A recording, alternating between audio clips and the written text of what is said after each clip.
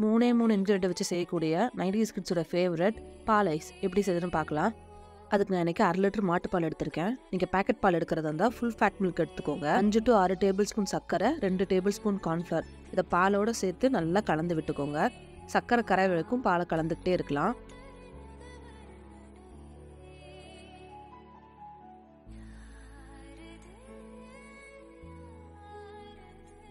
இப்போ கார்ன்ஃப்ளவரும் சர்க்கரையும் நல்லா கரைஞ்சிருச்சு. இப்போ இதை நம்ம ஸ்டவ்வுக்கு மாற்றிக்கலாம். ஃப்ளேம் மீடியம் ஃப்ளேம்லேயே இருக்கட்டும். பாலை கலந்து விட்டுட்டே இருங்க. கார்ன்ஃப்ளவர் சேர்த்துக்கிறதுனால பால் சீக்கிரமாக அடிப்பிடிக்க ஆரம்பிச்சிடும். அதனால் நம்ம பாப்சிக்கல் செஞ்சு முடிக்கிற வரைக்குமே பாலை கலந்து விட்டுட்டே இருங்க.